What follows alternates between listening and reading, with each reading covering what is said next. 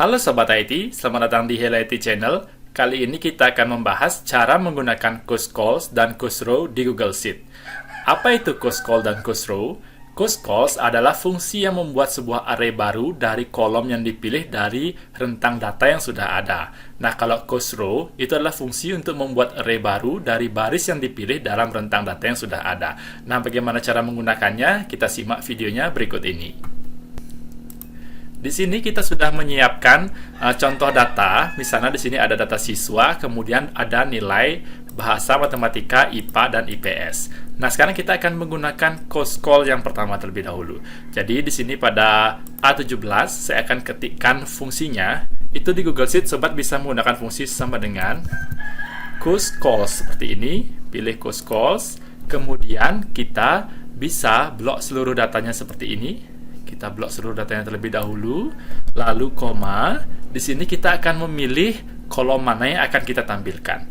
Nah, kita akan memilih kolom pertama yaitu kolom A. Kita bisa ketikkan 1 di sini, kemudian koma. Misalnya kita ingin memunculkan kolom matematika, jadi kita pilih di kolom 3. Lalu kita akan memunculkan kolom IPS ada di kolom 5. Jadi sobat bisa melihat di sini A, B, C, D, E itu hitungannya 1, 2, 3, 4, dan 5. Kalau misalnya data sobat lebih banyak mungkin bisa disesuaikan lagi. Selanjutnya kalau sudah seperti ini, kita kurung tutup dan tekan enter. Maka hasilnya akan dimunculkan data di sini adalah kolom 1, data siswa, kemudian pelajaran matematika dan juga pelajaran IPS seperti ini.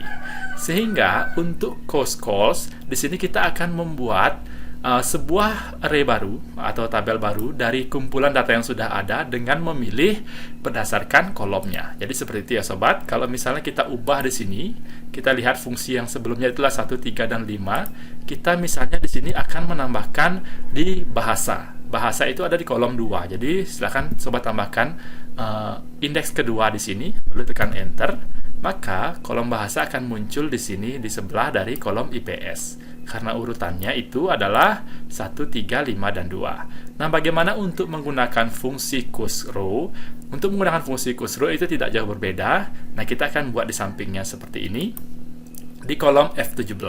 Ini kita bisa ketikkan sama dengan cusrow seperti ini. Lalu kita blok seluruh datanya.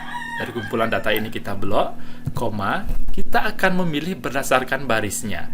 Jadi, di sini kita akan pilih baris 1 sebagai header, lalu koma, kita akan pilih misalnya baris dengan nama Andi, Budi, dan Citra. Andi ini ada di baris ketiga, lalu Budi ada di baris kelima, lalu Citra ada di baris ke-7, seperti ini.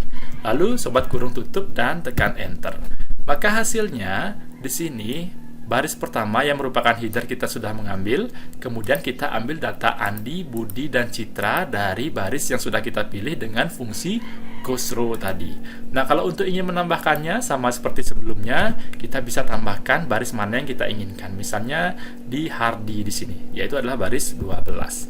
Lalu sobat tekan enter, hasilnya akan seperti ini. Nah, gimana sobat? Mudah bukan untuk menggunakan fungsi cuscalls dan cusrow untuk membuat tabel baru sesuai dengan yang kita inginkan dari kumpulan data yang sudah ada.